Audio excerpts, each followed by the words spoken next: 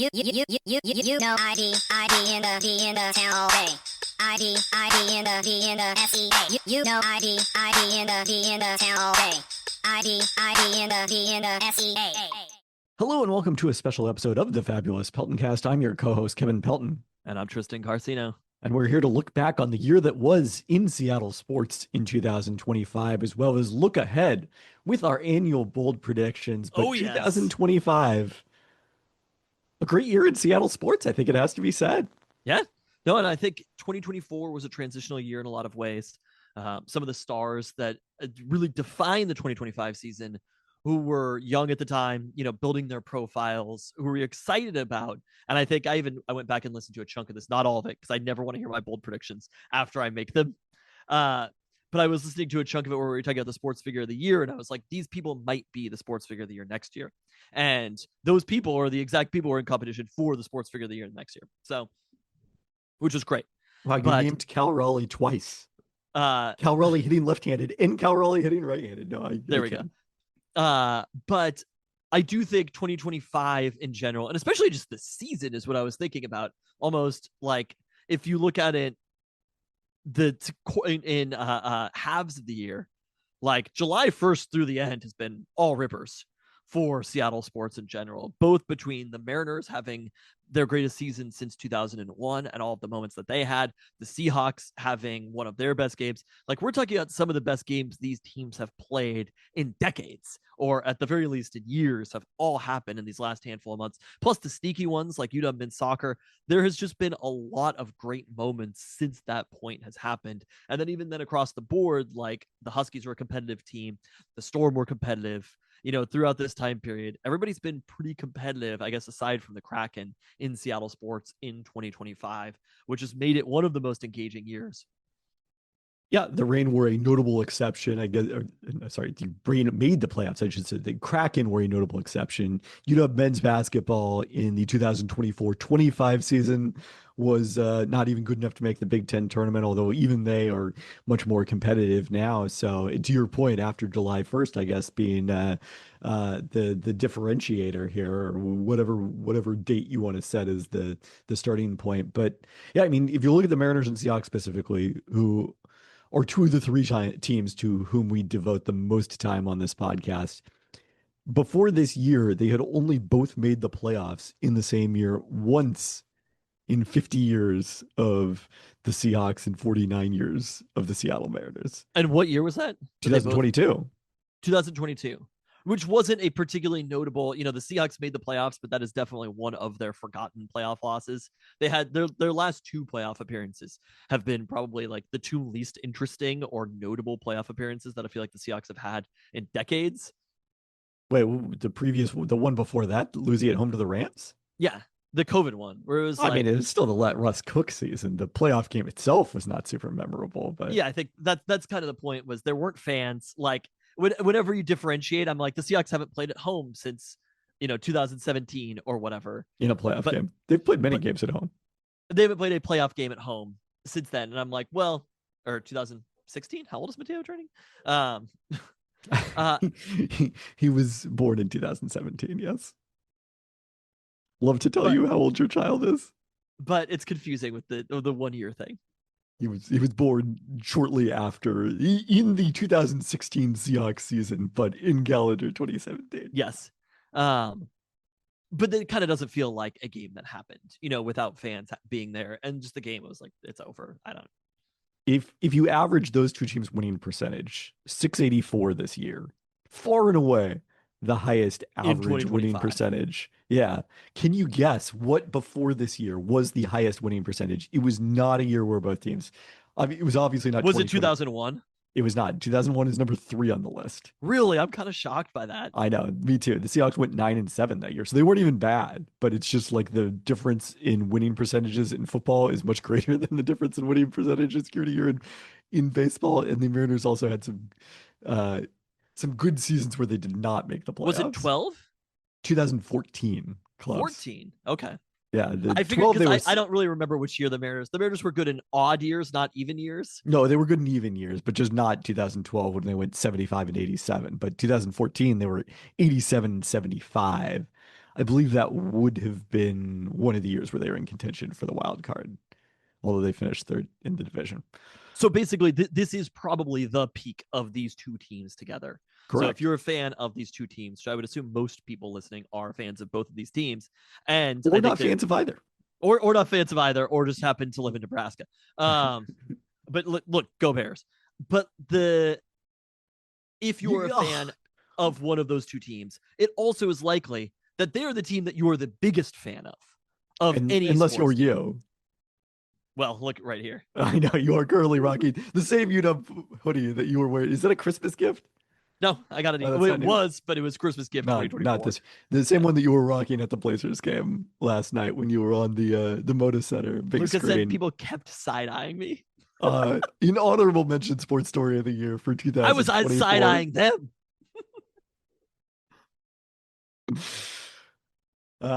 Yeah. Well, let's get to the sports story of the year, starting with our honorable mentions. Lou Barnes from the Reign retired as the NWSL's all-time leader in games played in minutes. One of the last of the three Reign OGs. The second of the third Reign OGs to announce their retirement. Obviously, Megan Rapinoe, the first Just Fishlot going strong, signed a one-year extension through 2026. So still retaining some representation from the original Seattle Reign squad. They also returned to the playoffs, as we mentioned earlier, after a one-year absence. UW football welcomed the highest rated recruiting class in program history in 2025. Did you just include that because you thought I would complain if you didn't have that? No, I did that of my own volition. It was a big story. The Seattle Kraken, for the second consecutive year, changed head coaches. Can you name coach who only got 1 year at the helm of the no Kraken? idea. I don't know if I could. Don't know if I can name their current coach. I don't know if I can name the current coach, but Dan Bilesma, of our beloved Coachella Valley Firebirds, was the one who just got the 1 season. Yes, he did. Wow. I'm sure that we discussed this, but I have no recollection. You were reading something at the time. It was a well, I remember the gripping assistant email. coach didn't come with him, right? Jessica Campbell? Yeah, or did she? No, she stayed. Is what happened. She did stayed not at get fired. Coachella. No, she came to the Kraken with him and is still on the Kraken she's still coaching with the Kraken coaching staff. Okay. Yes. So that's the part of the story that you remember. Yes, Jessica Campbell probably was the greater storyline here rather than the actual Dan Bilesma era. The current Kraken head coach, of course, is Lane Lambert. Did you have to look that up too? I did, yes. I saw a video of him giving a speech in the locker room at the second intermission last night as we were silently watching the Kraken game at the Duchess, but did not catch his name. The Kraken, they are so ripe for a bandwagon fan moment. Like the Kraken, the people are waiting for that bandwagon moment, including me and you, right? To jump all in on the Kraken as if we've been here all along. And I'm not afraid to admit it, that it would be a bandwagon moment. That's fine. I'm okay admitting that. But there's so many people out there. First, it was basically activating the people who were hockey fans in Seattle when the team came. Those people were activated. They're still there, a chunk of them, but the rest of us are so ready to be activated around hockey. 2023, it did sort of happen. I don't know. That was the year, right, that they made the playoffs. That sounds right. And yet it just didn't translate into anything because it was oops, all lucky goals during 2023. And while they have had stretches of that lately, they have not had enough of it. So I'm all in on the tank, as you know. We also had another coaching all change. In on the tank. Yeah. I mean, do draft picks matter that much in hockey? They do, not as much as basketball, but they definitely matter. It was another coaching change for the other professional co-tenant at Climate Pledge Arena as the Storm, after 5+ years at the helm, moved on, or 5 seasons and 4+ years at the helm, moved on from Noel Quinn and then hired Sonia Rahman as their new head coach. This one could have been higher. Mariners making deadline trades for first Josh Naylor. 2 points out of the playoffs now. It's wild. Yes, the standings are very compact. And it's not like their point differential is that much worse than the teams around them. But the advanced stats remain extraordinarily bad. I don't buy this Utah Mammoth +3 or that they're a team. I disagree with that. Well, I also wanted to say here, this is Caleb Ferguson erasure. Oh, yeah, because of all those Caleb Ferguson moments I during like the the playoffs. pause to remember who Caleb Ferguson was. Took me a second. I was like, is this related to some other topic? No, I Yeah, was a little surprised that this wasn't even one of the top 10 sports stories. And I think most years it would have been. you can make a case that it should have been, particularly, I mean, we were kind of mixed on the Josh Naylor trade, and then we saw Josh Naylor play I and will, bought in we could immediately. we could go back to the tank, to the tape. Go back to the I'm so all in on the I'm tank. going back to the tank. We You're you trying could to go make the back playoffs. to the tape that well, I'm telling you, if the Kraken make the playoffs, it would be a top 10 sports story next year. We'd be hyped on it. But you were skeptical about the Josh Naylor trade, not we. Fine. I was definitely skeptical about it. But the Gino trade, it was just like such an exciting moment and very much unlike this franchise's recent history that even though they lost the game that night in Sacramento to the A's, which that would have been a fun bold prediction at some point, the A's will stop having a team name, a city name, and just play in Sacramento for a few years. Like the vibes were still so good coming out of that, and then lo and behold, it translated into the Well, run that they had from the and the deadline lasting on. player from that, as we look to the Mariners going forward, is Josh Naylor, which I Right. don't think is something that we would have expected. No, where we're very excited about re-signing him for 2026 and beyond. The Seahawks trading DK Metcalf to the Steelers, someone who was at the time the all-time single season franchise receiving leader and was one of the clearest stars on the Seahawks the last 2 or 3 years. That was a pretty big departure. Obviously, also very interesting in the context of his suspension with the Steelers for 2 key games this year. Another honorable mention, UW women's soccer winning the Big Ten title days after the passing of goalkeeper Mia Hammett, a really emotional moment and something that we'll definitely always remember from 2025. Then they extended that run in the NCAA tournament to, reach the Sweet 16. And then lastly, the NBA slowly moving toward a decision on expansion. We did get Adam Silver saying after slow playing it previously that he anticipated a decision would be weighed on whether to go forward with expansion in 2026. So, Do you have any bold predictions relating to expansion? I do not feel like any expansion related predictions are bold because all things are reasonably possible. I mean, I don't have any at this point. It's basically like You don't for 2026. Well, sure, yes. Historically, I have bold predictions for it. Oh, But- not just historically. So for this year? we'll get to it. I also was trying to look this up precisely, but coming back to the DK Metcalf trade, somehow my computer is doing something called Google Lens. What the fuck are you doing? This is a very you move that we've moved on to a different topic, and you're going to talk about this. You're rushing through them. I'm one. I'm pretty sure that pick that they got from the Steelers, pick 52, was eventually part of the package that made its way for Nick Emanwari, who at this point, as part of the Seahawks draft class, is definitely like such an important fixture of the Seahawks' #1 ranked defense. And if right now, like if we would have known the type of season that Nick Emanwari was going to have, and know that you could just flip those two players plus the salary, et cetera, I mean, I think we'll talk more about the Seahawks later, but it's another piece in what was a very, very good offseason for the Seahawks. That is correct. I got 52 from Pittsburgh and then packaged that with 82 to get up to 35 to draft Nick Emanwari. All right, to our actual top 10 now. Number 10, the Seattle Storm trade Jewel Lloyd as part of a 3-team trade with the Las Vegas Aces and Los Angeles Sparks, end up with the number 2 pick in the 2025 draft, which they eventually used to take Dominique Malunga.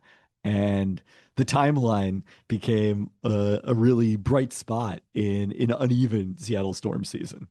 God, you know what? I said I wasn't going to make any Seattle Sports Figure of the Year predictions, but Dom Malunga would be a pretty good one for 2026. It's aggressive, but it's not unrealistic. We will return to Dominique Malunga later in this pod. Will we? Oh, hello. I didn't make any Storm bold predictions, but it would not be unfair to say that of a lot of the young players, and I think I was thinking about sort of what I think next year means after this. And I remember talking last year about how the number one takeaway I had from 2024 was experience matters. Yep.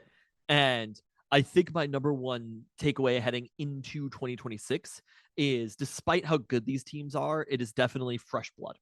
And it's a lot of young players having a big impact. The Mariners a little bit, not as much, but a lot of young players having a big impact on these teams. And they're not players that we've been watching for 5-6 years necessarily. It is a lot of new players in Seattle that are making a big impact. Yeah, and Dominic Malunga, one of those. Speaking of that group, number 9, Jackson Smith-Njigba breaks DK Metcalf's record and sets the Seahawks single season receiving record. I mean, he smashed it. Like, he broke it. I forget which week, but like 11 or 12 games into the season. I mean, the JSN season is obviously the best Seahawks receiving season of all time. It is kind of incredible that at this point, it's pretty clear Jackson Smith-Njigba is the best wide receiver Mateo asked me to clarify this. Jerry Rice is the best receiver to have ever played for the Seahawks. Correct. Jackson Smith-Njigba is the best wide receiver while playing for the Seahawks to have played for them. So he's having the best Seahawks receiver season of all time, and he is the best Seahawks receiver of all time.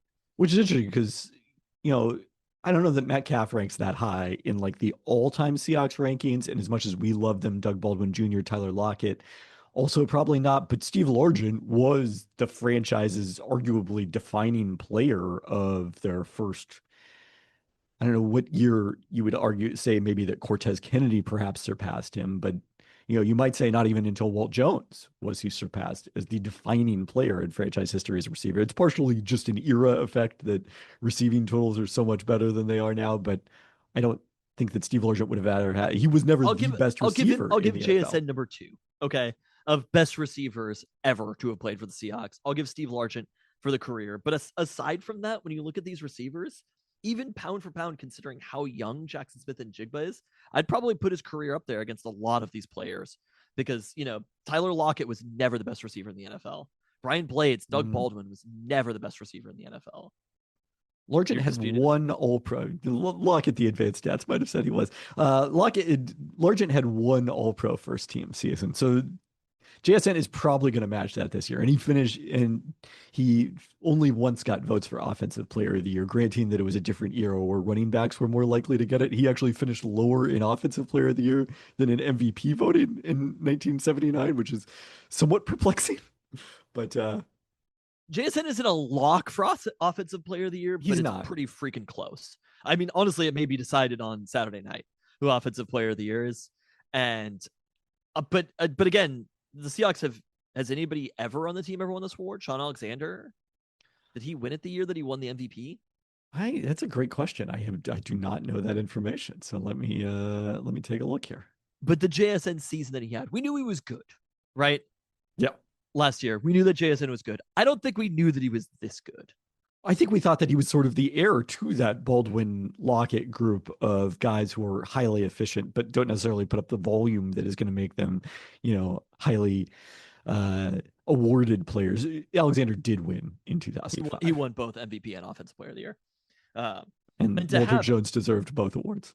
I mean, in some capacity, DK Metcalf was kind of the Seahawks' first number one wide receiver since, say, Joey Galloway. And then to have followed that up with Jackson Smith-Njigba immediately after to take DK's production away and still have him have this kind of season is pretty incredible. All right, number 8, Utah women's basketball returns to the NCAA tournament for the first time since 2017. It wasn't necessarily a long run in the tournament as they lost in the first 4 to Columbia, but still an important step in the development of this program under Tina Langley that had been really dormant for a long period of time since Kelsey Plum went to the WNBA as the number 1 pick of the draft, since Mike Neighbors left for Arkansas immediately after that. And you know, this is a women's basketball rich area, you know, rich in women's basketball tradition, and that program, you know, dating back to the Chris Gobret era. So exciting to see, you know, them in the mix for even more this year. Although I did not end up with any UW women's basketball related bold predictions. Number 7. Now we're getting into the big ones. The Seahawks trade Geno Smith and sign Sam Darnold to become their starting quarterback, requiring me to leave the Sloan after party to record an emergency pod with you in my Wow. hotel room. We didn't know about Sam Darnold yet. One thing that should keep us warm on these cold winter nights in Seattle is the thought that at that point we thought they might sign Aaron Rodgers. Oh boy.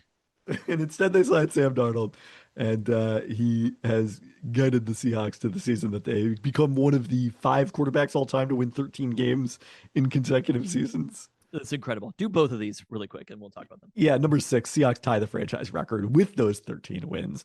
One more game to play, but matching the 16 game total that they had previously, including their Super Bowl win. Is this, I mean, it remains to be seen. Is this the 3rd best Seahawks team of all time? Higher? I think it's plausibly the 2nd best Seahawks team of all time. I don't think you can put them over the 2013 team.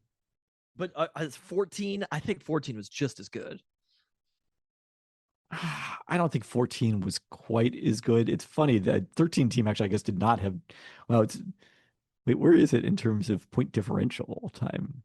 Am I missing it? Oh no, it's number 1. Sorry, I got confused. So that team was plus 186. This year's team is plus 181 through 16 games. The 2005 team was plus 181. So Okay. that's how close they are in terms of that particular metric. Was the 2005 team number 1 in DVOA? I don't believe they were, right? The Colts were probably number 1 in DVOA that year, even though the Seahawks beat them with Peyton Manning sitting out the second half of that game.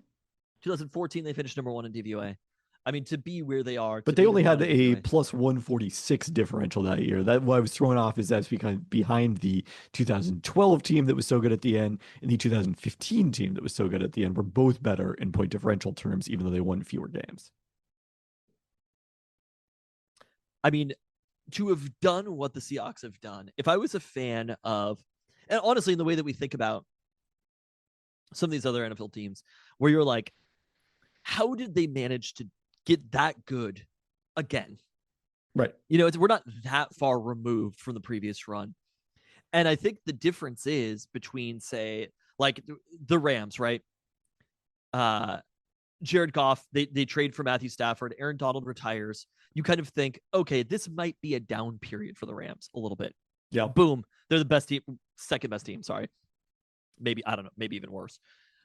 Both top 10 still second all in time. DVOA? Yes, they're both still top 10 all time in DVOA. Incredible. Seahawks are 7th, Rams are 9th currently. Boom, they're great again. Same with the 49ers, right? Like the 49ers, and they have had some down seasons in between there, but they just, like Jimmy Garoppolo's gone. They turned Brock Purdy into one of the better quarterbacks in the NFL. How does that keep happening? And I think the thing that has happened with those two teams is Sean McVay and Kyle Shanahan are there through it. The Seahawks managed to do this across different coaches. And I really left the 2024 season thinking to myself, the problem is John Schneider. Agreed. I literally, like the 2024 year in review podcast, the only point that I wanted to make was John Schneider is the problem. Not Pete Carroll, not Geno Smith, not anyone else. It is John Schneider. Here we are a year later, and I'm happy to eat crow on this. I don't think John Schneider may have been. It's not like he's been perfect. However, his 2024 offseason and all the moves that have led to be able to have the 2024 offseason as well have been pretty freaking great. So, I mean, you can make a compelling case. Obviously, there's a clear choice for sports figure of the year. John Schneider, in a normal year, would have had a pretty strong case to have made the offseason moves that they have, to have the draft picks hit the way that they have, all of those things. Like, he cooked. Like, dating back to the Russell Wilson trade and the way that has panned out for them, and getting both Charles Cross and Devin Witherspoon as, franchise cornerstones, the draft of getting both Witherspoon and JSN together in 23. JSN was picked 20 also. It's not like they didn't use a top 10 pick on him. We knew. Oh, no, we knew, right? I don't know how the rest of the NFL didn't know, but we knew. I don't think that's what we were talking about with him before, though. We didn't know this. No, you know what true. I mean? Yes. So, but to have done all of those things and then made the bold moves that he made last offseason, right? John Schneider put himself out there. by making those decisions. Which And weirdly he he's didn't, because one of the stories that happened this year is that John Schneider got extended extended, yes. in the I guess summer or that in could the have spring. been maybe an honorable mention, which Yeah. at the now you're just like, of course, right? It's an afterthought. I think that's almost why it doesn't seem Exactly. like I a did not sports think story about it. until now, because at the Yeah. time it was like, why are they doing this? But with the benefit of hindsight, he has the team in a phenomenal place. We'll see long term. We still don't know, right? Like, I don't think Sam Darnold, I think the defense, Mike Macdonald, check, right? Obviously, the decision to trade Geno and the decision to trade DK Metcalf, both, boom, major hits. They don't know long term still on Sam Darnold. Like, I if we're mean, being signing honest with Sam ourselves. Darnold to the contract they did. But the deal, yes, the deal, and having Sam Darnold as the quarterback this year was the right decision. There may still be another decision down the road for John Schneider. You know, it's not like rookie Russell Wilson where you're like, we've got 10 years. You know, like we know exactly what that's going to look we like. thought 15. Did we give 15? No, but or we you're saying thought what 15. we thought. Yeah. Yeah. But right now in this moment, all of a sudden, I actually have trust in John Schneider to make those decisions and make them correctly. Because it's not like the decisions end, no matter how good they are in the 2025 season. And just and again, I will say, as critical as I was of John Schneider, I thought both of these were the right decisions as they were making them. You know, paying DK the money that he needed to be paid just wasn't right at the time. Geno Smith wasn't a good enough quarterback to be paid what he was paid. And I really think what it comes down to is a lot of the people from the outside who are cheering on Geno, there was something about being in that building in the 2024 season and seeing some of those plays live where it's just like, he's not the guy. Geno is not the guy. And as much I've always loved and defended Geno, but I never lost faith in a quarterback that quickly, I guess is what I'll say. And I think that the Seahawks felt that across the board and made the wise decision to move on. And I think this is another reminder that you can win the offseason, but you can only win the offseason after the regular season has played out. And John Schneider won the offseason. Pete Carroll and the Las Vegas Raiders won the offseason, but then the regular season happened. And John Schneider looks phenomenal in kind of that trio of Schneider, Pete Carroll, and Russell Wilson. He's the only one who's had an excellent season since then. So all credit to him for those decisions, for the team overall, and also to Mike Macdonald too, who's looks like, and again, John Schneider's the one who hired him. It was funny at the time. It was like, we want Ben Johnson or Mike Macdonald, right? We were excited about both. I don't think he could have gone wrong with either of those coaches at the time. So it's not like we were wrong necessarily about that with how good Ben Johnson has looked, but it has been a pretty phenomenal couple of years for John Schneider. Yeah. And look, Russell Wilson, Geno Smith, Pete Carroll, all part of the teams involved in one of the most notable games of the 2025 NFL regular season. Yeah. Number 5. And now you can argue like we're really up here. I mean, Seahawks try the franchise record and wins.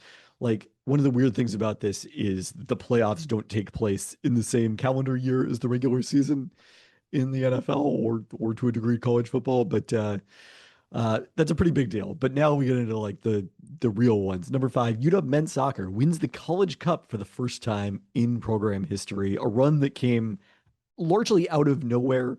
A team that was not seeded in the NCAA tournament played all its games leading up to the neutral site College Cup, where they merely had to play against North Carolina State in Cary, North Carolina. Played all of those games on the road, won them all, beat 5 seeded teams, I believe, on the way to the title. It was just a really remarkable run, and it was kind of fun to see the community coalesce behind men's college soccer in a way that I think even when they made the final in 2021, it wasn't really exactly the same moment as it was here. So that was a lot of fun. Number 4, sticking in the championship vein, the Sounders beat Leo Messi and Inter Miami to win Leagues Cup and complete their North American franchise trophy case. Another one where on paper, like, the Leagues Cup is not, it's unclear what exactly it means, but the fact that it was Messi, the fact that it was Inter Miami, the fact that it was, they have Messi, we have Rothrock, and thankfully they do now have Paul Rothrock extended through 2029 after some contentious negotiations or dragging on negotiations at time. And then to have Paul Rothrock score in that game in front of a sellout crowd at Lumen Field, a tremendous moment for the Seattle Sounders and something you definitely did not predict for them in 2025. No, I mean, I think the season didn't necessarily go. I don't know what my bold predictions are. I mean, the talent on the roster, like the MLS regular season, did not live up to it, but partially because their attention was so divided between being in the FIFA Club World Cup, between being in the CONCACAF Champions Cup, and then eventually this Leagues Cup. Like there were so many things going on, so many injuries. They, eventually bowed out of the playoffs in the bizarre best of three format, but still, I think a triumphant year for the Sounders because of that League Cup win. And especially defeating the greatest soccer player of all time. Like, and the soccer player that looks the most like you. I will tell you, in Portland a couple of days ago, or literally yesterday, this dude, I could see it in people's eyes. When this guy comes up to me, think that you might be Leo Messi. Actually, no, not that. Okay. That they need to tell me that I look like Leo Messi. Okay. This guy yesterday, it was actually the most specific. Literally, this has happened like 8 times in the last 2 weeks because I'm just out a lot. I'm in the world a lot more than I normally am because of Christmas shopping and stuff. So I'm at malls and places. But at the hotel in Portland, this guy came up and he was like, I love your beard, man. Reminds me of Leo Messi. And I'm like, he like targeted just the beard. And I was like, thanks. I was like, thanks. The beard specifically might be your most Leo Messi-esque attribute. Look at him for the side profile and tell me that. I mean, the beard is also there, but it's a little eerie sometimes. Anyway, when people are coming up to me to tell me that. But no, beating the greatest player of all time is what gives this magnitude. If they'd beaten a random Mexican squad, it wouldn't feel the same. It would definitely not be number 3 on this list. With that. Yes. Or number 4 on this list. But defeating Messi, and this was the greatest soccer moment in Seattle sports history. I still probably would go with the 2019 MLS Cup. Like, there's not a parade for Leagues Cup. Doesn't matter. Like, it definitely did matter. Was the building completely sold out for that championship? Within minutes. It sold out faster than it did for this final. For the 2019 championship? Yeah. Okay. I mean, fair enough. That's why I ended up covering it for ESPN, because I literally could not get a ticket. I think this one, like, I bet if you looked at ticket prices, A to B, the ticket prices were higher for this one, is what I'll say. I don't know if that's true either, actually. But, I mean, it unquestionably was a moment. All right, one franchise notably not represented in the top 10 thus far will dominate the rest of the way. Number 3, the Seattle Mariners win the AL West for the first time since 2001. You were there the night before they clinched, correct? They clinched the tie. The night they clinched. I was there the night they clinched the division. I wasn't there the night they clinched the playoffs. Gotcha. Okay. Back to back nights in September at T-Mobile Park. Honestly, like, the whole season was very fun. The whole Mariners season, right? A lot of the Mariners season was very fun, and there were a lot of incredible moments. It is funny that, to me, the 2 greatest nights, I was there at Game 5, right?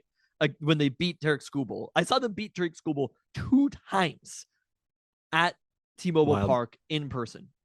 You were the greatest to boldly predict it. The greatest moment. Both of these things happened on the same night. Number 2, Cal Raleigh hits his 60th home run. It was the best baseball game. I mean, I don't exactly remember game 5 in 95, the 95 slide, because I was 10 years old, outside of our Christmas card. But how about we'll say this? This was, in 30 years, the greatest baseball moment that I'd experienced. Having both of those things happen, having everybody chant MVP for Cal as he hit that 60th home run, having the Mariners clinch the AL West for the first time since 2001, it really felt like, in that building, it felt like fate. And maybe that takes us to number 1. Number 1, Seattle Mariners lose Game 7 of the ALCS. I'm more upset about it now, weirdly. I'm more upset about it now than I was then. 5 outs away from the first World Series in franchise history. When I was in the LA area with my in-laws for Christmas, on Christmas Eve, my father-in-law and sister-in-law queued up Game 7 of the World Series, Oh, the and the World Dodgers Series. beating I the was Blue gonna Jays. say, Yeah, no, not this. I That was would like, be weird. just to be cruel. It definitely brought, but seeing those games at Rogers Center and the Blue Jays fans, it definitely brought back some emotions, let's say. I still I don't mean, know how I feel about the Blue Jays doing as well as coming as close as they did to them I am winning the telling World you, Series. it would have been a series. That's the thing that's even more frustrating because we went into it. It was like they make the World Series. That would be great, right? Triumph in and of itself. We might have thrown a parade on its own, right? Just for making it.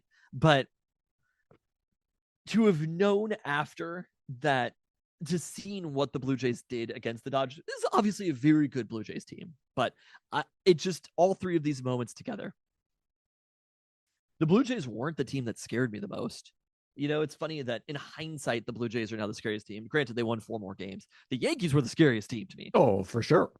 And it felt like it was, if I could have told you what fate was going to be, it was those two teams have to meet each other. The Mariners have to meet the Yankees in the playoffs. They have to conquer the Yankees to go to the World Series, which maybe is still true. Maybe they couldn't have made it because they didn't get to face the Yankees in the playoffs. I was still a little bit upset about it. I didn't want the Blue Jays, but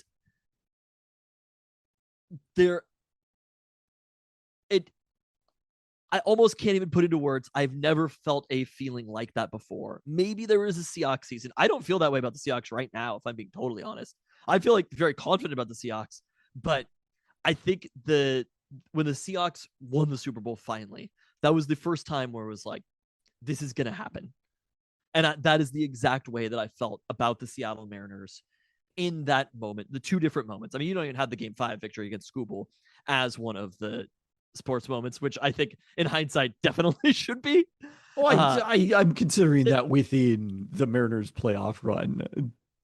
I mean, if we were doing just like the single best moments, I mean, there would probably be like 3 Mariners games in the top 10, and that's not very fun to do them that frequently because they went 15 innings and won.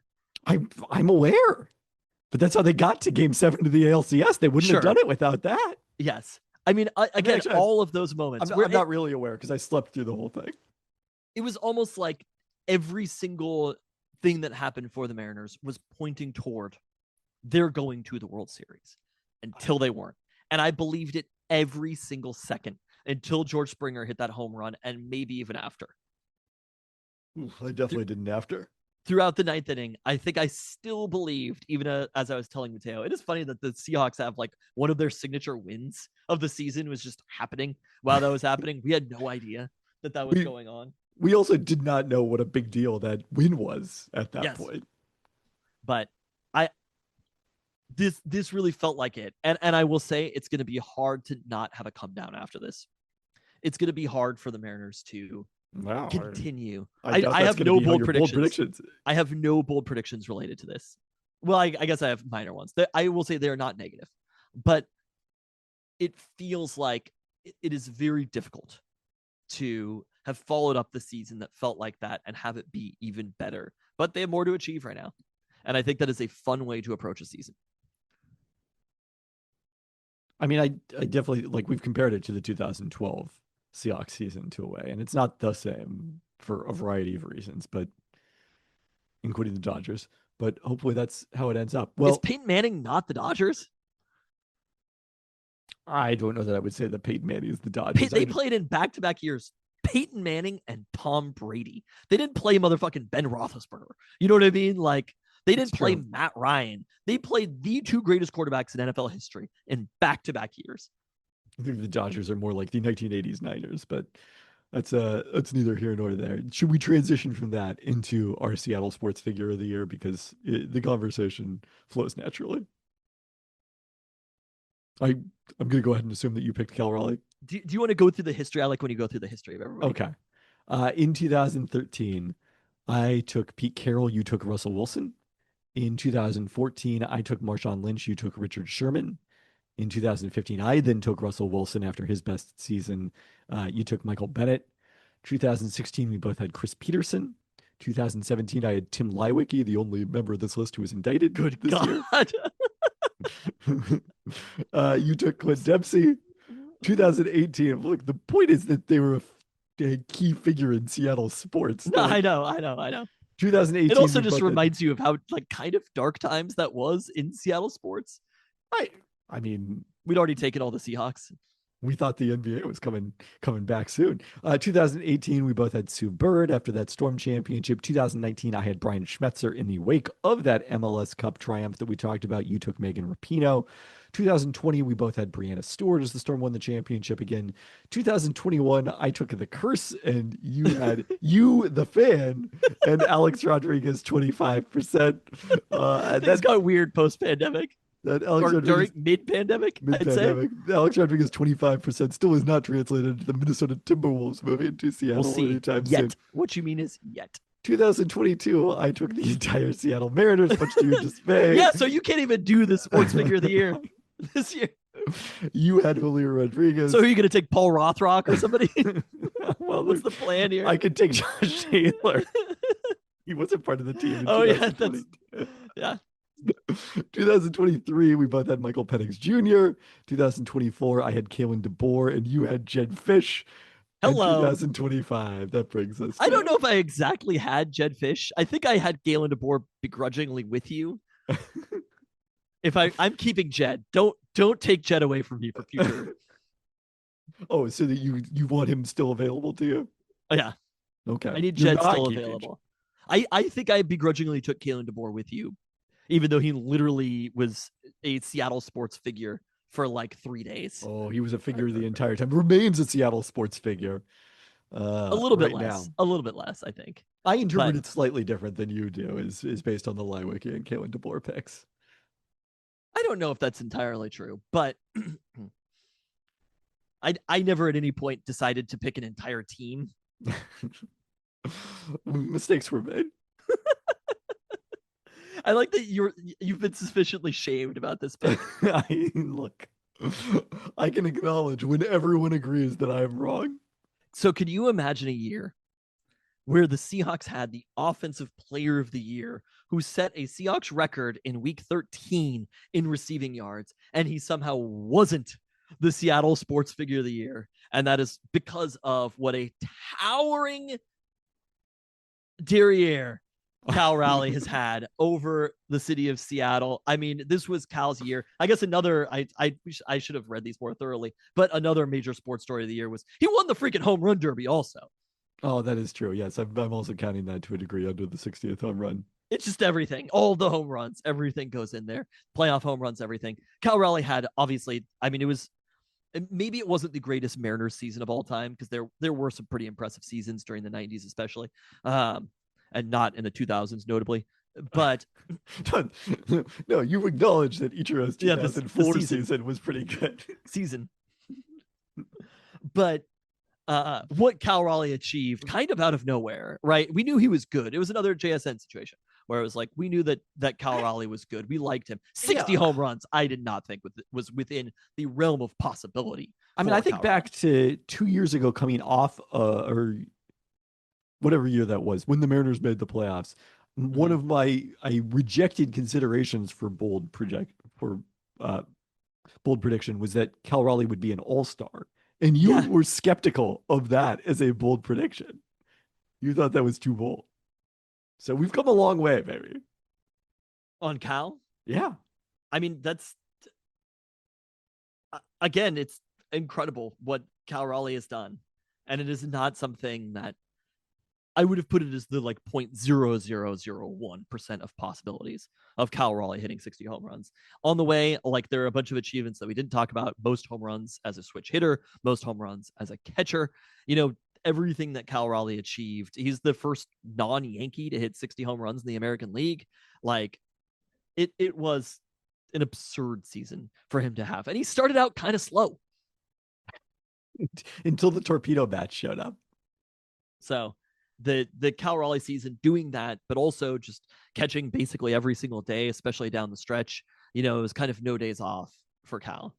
Might have to be more in 2025, depending on what you 26. think of, or 2026, depending on what you think of Kinzer. Yeah, I mean, I think also it's just kind of the way that he became the dominant Seattle sports star this year. Like there was, I think, a degree of void in star power. Like Subert retired, Russell Wilson is long gone by now. The some of the most prominent Seattle athletes are no longer in the picture. And we thought that Julio Rodriguez was going to be that guy, and he may still long term. But Cal Raleigh stepped up and is in every single local commercial now. There's Big Dumper beer.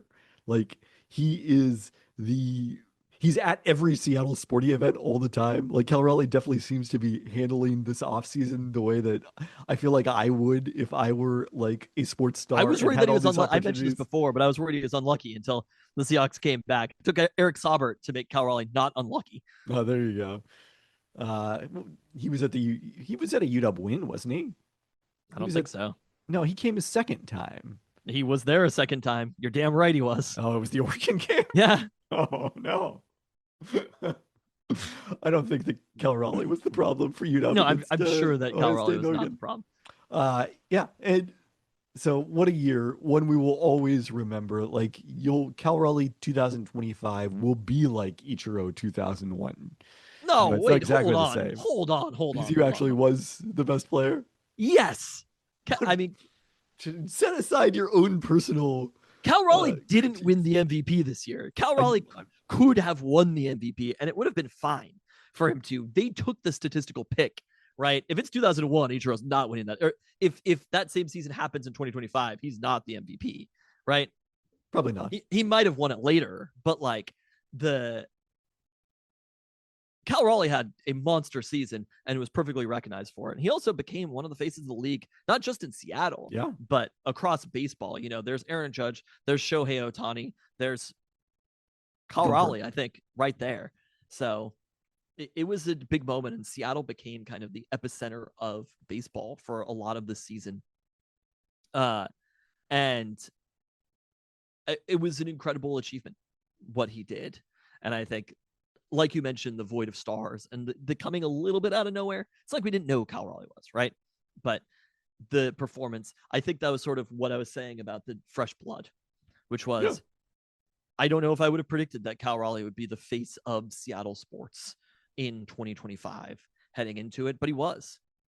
He was. Well, you know what you did predict going into 2025? Hello. Let's look back on last year's bold predictions. I can't wait. Which are unnecessarily convoluted and very difficult to grade. All right. Number one, the Seahawks will draft Jackson Dart in the third round. He'll start at least one third game round, as a rookie. I said? Yeah, you went off on that one. Looking bad, but mildly promising. Which I think actually does sum up Jackson Dart's rookie season. Oh, how dare you about my boy Jackson Dart. He doesn't look mildly bad in any way. All right, the Seahawks will get revenge on the Minnesota Vikings, which check. Yeah. By beating JJ McCarthy. Yep. Nope. Sort of. On December 21st, unnecessarily specific. They didn't play on December 21st, as it turned out. That was the Thursday night. Oh, the Seahawks ended up playing on Thursday night because that's incredible. To put themselves in position to make the playoffs with one win in their final two games. No, we're not scoring you a correct bold prediction here. This one was the most difficult to score because there's just so much going on. No, not even that one yet. We got plenty more. The 49ers win the NFC West. Wow. Easily. Cruising to the second seed. The Seahawks again play them in the playoffs. Losing on a pick by Geno Smith in his last game in Seattle. Wow. Also a funny bold prediction because it would have been this coming season. Like it would have been for 2026. That is correct. Yeah, fair enough. I mean, at the time, here's what was known. We knew that the Niners were going to face a fourth place schedule. This would be like me boldly predicting that the Lions were going to win the NFC North next year. I said that in and of itself was not bold, yes.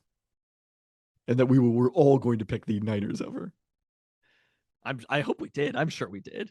I gotta imagine. I mean, you were correct, and you also said it was going to be pretty high, and I'm sure it was. Well, if the Niners were going to cruise to the NFC West win, but only be the number 2 seed, who would be the number 1 seed? in the NFC. Well, you had a bold prediction for Looked that pretty too. good yesterday, didn't they? well, parts of it did. Michael Penix Jr.'s Atlanta Hello. Falcons are in position for the number 1 seed in the NFL, including a Week 1 victory against the Seahawks. I All get right. 0 points for that one. I would you no points, and may God have mercy on your soul. Oregon on November 29th is a de facto playoff game for the college football playoff. We all panic that Jed Fish will leave for another team, but he accepts a contract with more years. I've been like the panic happened. Maybe not we all. Maybe it was just me. Yeah, I wouldn't describe myself as panicked. This next one plausibly Did we true. play but on November 29th? Yeah, that was. I mean, That's basically you know what day it's gonna happen, more or less. Yeah. this one impossible to evaluate. Plausibly true, plausibly untrue. Damon Williams Jr. is rumored to have an NIL agreement for $3 million plus I don't think so. for the 2026 season. Yeah, I don't think so. Okay. The Mariners win Game 5 over the Cleveland Guardians behind a dominant effort from Logan Gilbert and 2 wins in the series from Cy Young winner George Kirby. They then fall 4-1 to the Yankees in the ALCS. Wow. Okay. So definitely some correct elements in there. I mean, Do- they literally like could have been playing the Guardians in that series. I mean, they could have played the Yankees in the ALCS. It all could have happened. But No, it I gotta say there were a lot of things that could have connected there. Cy Young winner George Kirby was not really in the cards We with didn't his know that that injury plagued injury was season. And then your last, 2 more, I guess. Your last non-bonus one. Brian Schmetzer is fired at the end of another strong but uneventful Sounders season. Thankfully, untrue. All right, your bonus bold predictions.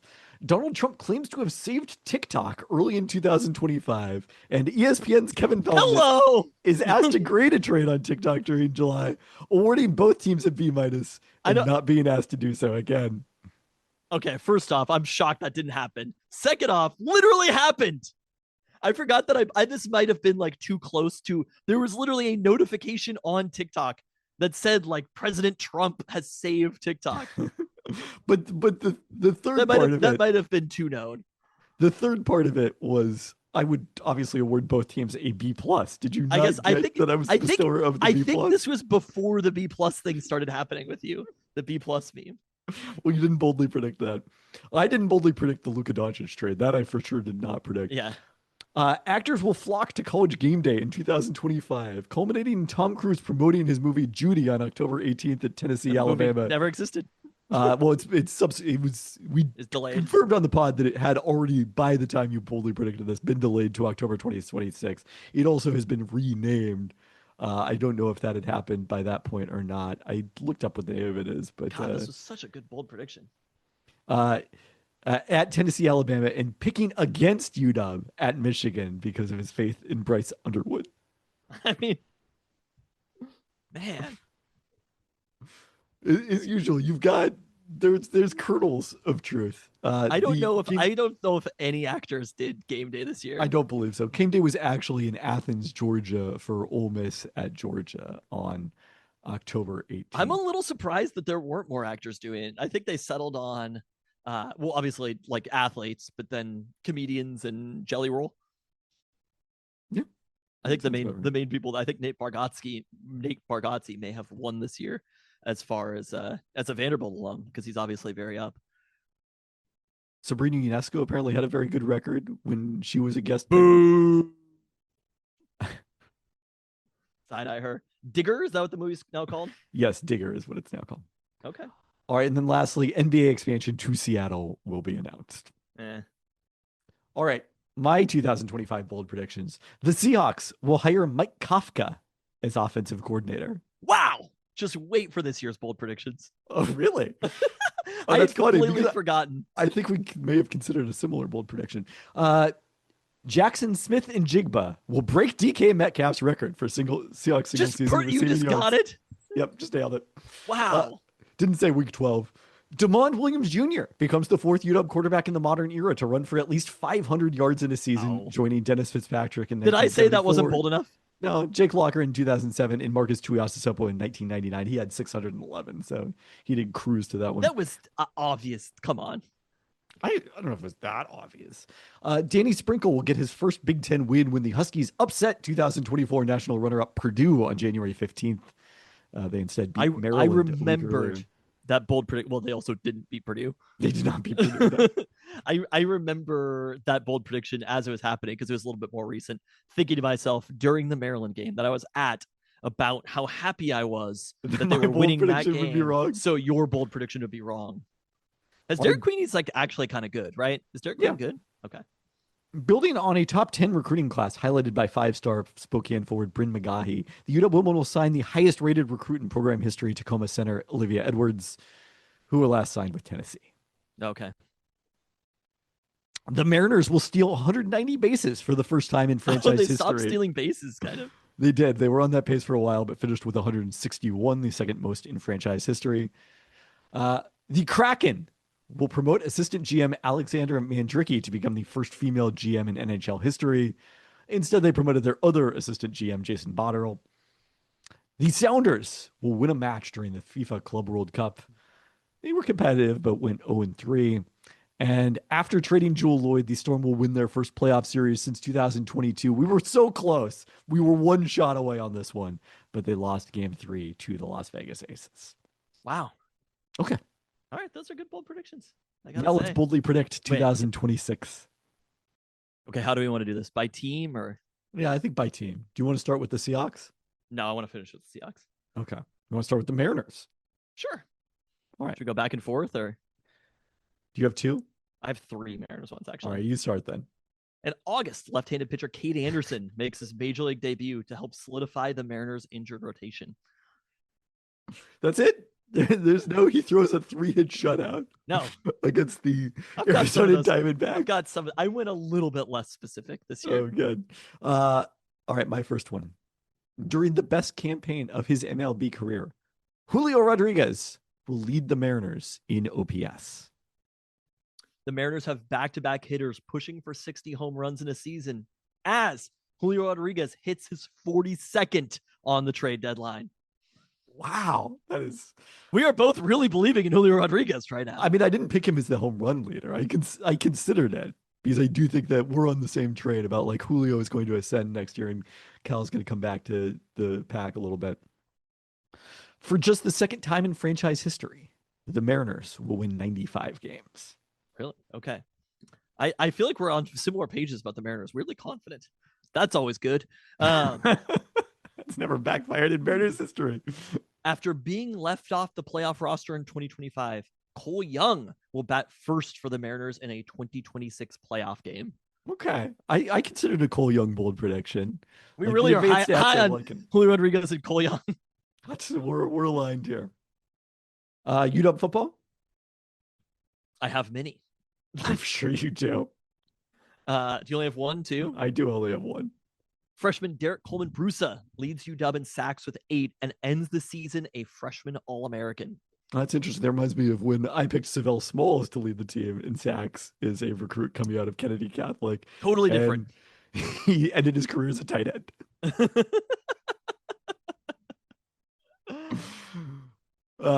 You want to do another one or do you want why one? Brian Bonner will be UW's leading rusher, averaging over 5 yards per carry and gaining over 1,000 yards on the season. Okay, that's pretty bold. I like that. Savell Smalls, for the record, never recorded a sack during his career. This is different. Totally different. It always works out when the UW gets recruits from Kennedy Catholic. They have to have a good Kennedy player eventually. Paul Arnold was good.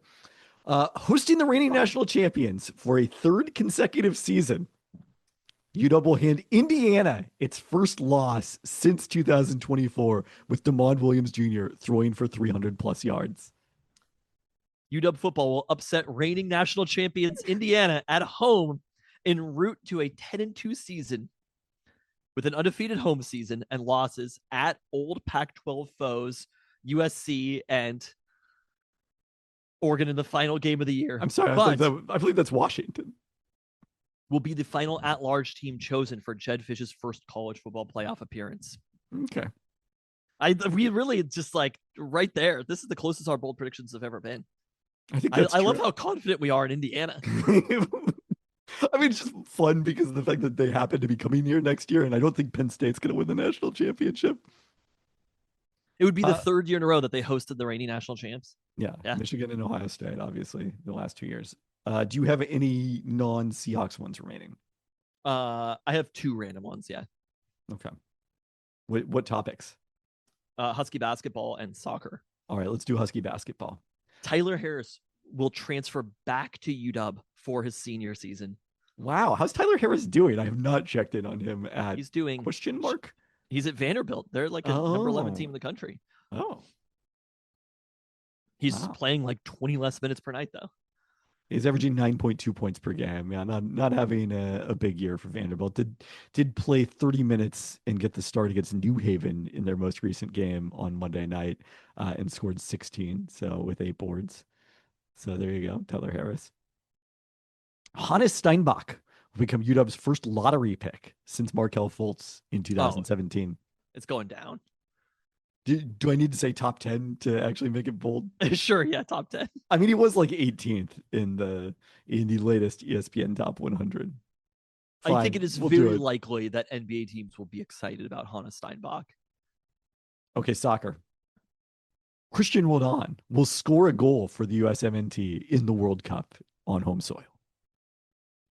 The U.S. men's national team will defeat Belgium to reach the final 8 of the World Cup in the biggest soccer moment in Seattle history. You think they're going to do it? Is that game in Seattle potentially? It is potentially in Seattle. Intriguing. All right, my other one. In her second season, Dominic Malunga will go from 7.7 points per game as a rookie to leading the Storm in scoring in 2026. All right. I thought you were going to say leading the league in scoring. I feel like not that bold. Seahawks? Yep. The 2026 Seahawks, and by the end of the season, starting cornerback Takario Davis are again first in defensive DVOA. However, they're second in the NFC West at 10-6, as the offense has not been as strong under first-year offensive coordinator Mike Kafka. We're just going to boldly predict Mike Kafka as the offensive coordinator until it happens. We're definitely very much on the same page. I considered the bold prediction that, speaking of Mike Kafka, that the Giants would hire Swap Clint coaches. Kubiak as their head coach for Jackson Dart's development. But I do kind of have a sneaking suspicion the offense is not going to look very good in the playoffs, and therefore that Clint Kubiak will not get a head coaching job. But I definitely there are consider not that. a lot of offensive coaches out there. That's the well is considered kind of tapped, so that could work in Clint Kubiak's favorite. All right, here's JSN signs the largest contract ever by a non-quarterback, surpassing the $188 million extension signed by Micah Parsons this year. Okay. Do you have any more Seahawks ones? I do. All right, do yours. The Seahawks will hold their first playoff opponent without a touchdown. Wow. Okay. Yeah. Who is that? The first playoff opponent. So it's either if they get the it number could one be somebody seed, very good. could be. It could be, but the odds I think are still I guess It could be the Rams. Could be the Rams. If that's the case, the bold prediction is not going to be very good. It's also the possibility that they end up the 5 seed and they're playing at Carolina. With I would say the chances of Or it at Tampa. being, because right now it would be Green Bay at Chicago most likely, and then the Rams at Philadelphia in a rematch of last year's game also, right? Yes. And then the Niners Niners at Yeah. Carolina. Yeah. So I mean, the chances of it being one of the 6 The or 7 NFC West seeds teams, yes, are pretty freaking high. Or Green Bay, who I feel like might score a touchdown. I'm going to award it boldness. Thanks. And finally, the NFL kickoff for Week 1 in 2026 Oh, will your see favorite. the New England Patriots looking to avenge their loss in a Super Bowl rematch at Lumen Field. The Seahawks lost Super Bowl XL, but will win Super Bowl LX 28-24 and behind Super Bowl MVP DeMarcus Lawrence. Wow, DeMarcus Lawrence. Yes. I love it. So the Seahawks host the Patriots next year. Well, they might host the Patriots next year. It They depends on- would have to win the NFC West to host Yes. the Patriots because that's the random like interconference game is hosting this opposite team in the AFC East. Yep. Huh. Okay. I had not looked that far ahead. That's interesting. Could be a chance to finally finish a Super Bowl against the Patriots. I like it. All right. Well, we have boldly predicted. Can I tell you a crazy thing that I did? You sure? I kind of want to do this with yours. I don't know. People could turn this off if they're anti-AI. Oh, you ran yours through. I said, are these good bold predictions for Seattle sports in 2026? And I literally was just like, are there any was basically asking, are there factual errors? But ChatGPT decided to rate my bold predictions. Oh god, like a boldness scale of 1 to 10 is ChatGPT trying to become the ombudsman? Kind of. Okay, starting with Kate Anderson MLB debut, boldness 4 stars out of 5. It was a out of 5 ranking until later. That might say something about AI. Why it works, specific timing plus role, very believable, bold, not ace safe seasons, just helps stabilize. That's smart. Thanks, AI. Cole Young batting leadoff in a 2026 playoff game. 4 stars boldness also. Why it works. Ties 2025 disappointment to 2026 trust, which I don't know if you really got what I was saying there, ChatGPT, but that's okay. Back-to-back hitters pushing 60 home runs. Boldness 5 stars. Yeah, I agree with that. This is intentionally insane by Mariners standards, which is why it qualifies as bold. Verdict, wild, fun, very hot take energy. Derek Coleman Brusa, 8 sacks, 4 stars. Boldness. Freshman All-America is 4 hard. stars. 8 sacks, a clean, believable stat. 4 stars seems to be ChatGPT's version of a B+. Verdict, nicely calibrated bold. Brian Bonner, 1,000 plus yards, 5 plus yards per carry. Boldness, 3 stars. Not that bold. 3 stars. This is more of a confident projection than bold, but still fine in a list. ChatGPT doesn't think the Huskies are going to the portal for a running back. UW upsets reigning champ Indiana 10-2, college football playoff at large. Why it worked? 5 stars plus. Why it works? Less believable. Specific losses, undefeated home. First fish CFP? Question mark. That's sports column gold. Nitpick. Indiana's reigning champ will raise eyebrows. There's the number 1 seed in the playoff. I mean, probably does raise eyebrows, I suppose. Verdict. One of your best predictions. Tyler Harris transfers back. This is how they get you. Why it works. Transfer portal chaos makes this plausible but dramatic. Verdict, sneaky good. Soccer, US17 beats Belgium to reach World Cup quarterfinals. Boldness 5 stars. Framed it culturally, not just competitively. Seahawks number 1 in defensive DVOA, 4 stars out of 5. Elite defense plus uneven offense under Kafka feels very Seattle. They didn't want to mention Takario Davis. And let me just say this for what it's worth. Takario Davis, I know. I want to see how tall Takario is, by the way. He's like 6'3", I think, right? 6'4". I guarantee you. First off, Mike McDonald is aware of Takario Davis. I think most NFL teams are aware of Takario Davis. I haven't seen where he's at draft stock wise. I haven't really looked at that, but he is such a Seahawks cornerback, and they are going to, and I guarantee you they're excited about the idea of him right now as a cornerback on the other side of the field, especially if Riq Woolen is too expensive. If they come to the decision that Riq Woolen is going to be so expensive and they have to move on from him, I considered things about Riq Woolen. I was like, I don't know. He's a free agent.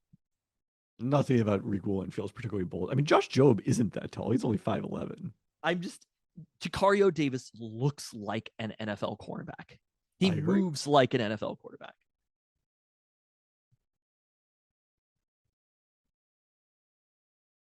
Was there any other ones? Potential the last one. day 2 pick, something like that. Super Bowl LX Seahawks beat Patriots at Lumen. Lawrence MVP.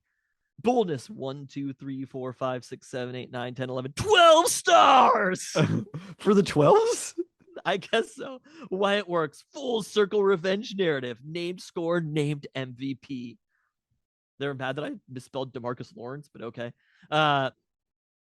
Him being MVP is the spiciest part. Verdict, unhinged in the best possible way. I like that. Predicting the number 1 seed in the NFC to face, get this, the number 1 seed in the AFC in the Super Bowl. The Patriots are not actually likely to be the number 1 seed in the AFC. Wait, really? They aren't? Yeah, the Broncos have the inside track at the 1 Oh, seed. okay. I guess that's right. Yes. They're beating the Broncos. The team sucks.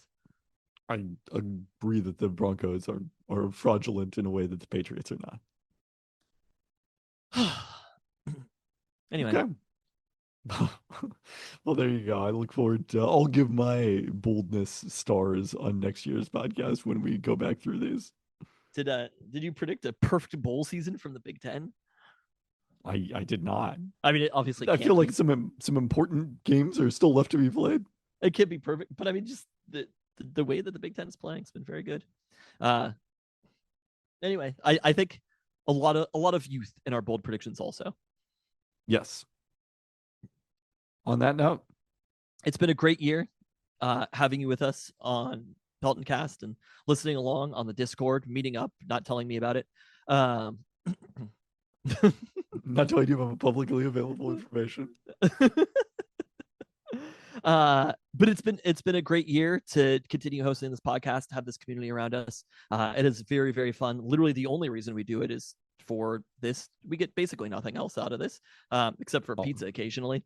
But it is to have fun and The recording pizza this is podcast. great, to be clear. No, just look, no complaints about the pizza, which is perfect. That is 10 out of 10 boldness every time. But it's just for the community of people that have rallied around this podcast, and it's been a great Seattle sports year, and we've managed to add 0 new people to that mix. It's been maybe 1 or 2. That's the way we like it. So don't tell your friends. But we look forward to seeing you in maybe one more time in 2025. No. I think probably not within 2025, but hopefully soon into 2026 for the weekly pod, because we do have a little tilt between the Niners and the Seahawks with the number 1 seed in the NFC. Yeah, you just kind of casually glossed over as if they are locked into the number 1 seed, which they are not. They have to win on Sunday. It's part of the bold prediction. Or tie. Could tie. They were so close, though. The fact that they turned out to be 1 Caleb Williams 3-yard completion away from clinching this weekend is a pretty big bummer. But it does make Saturday night more fun.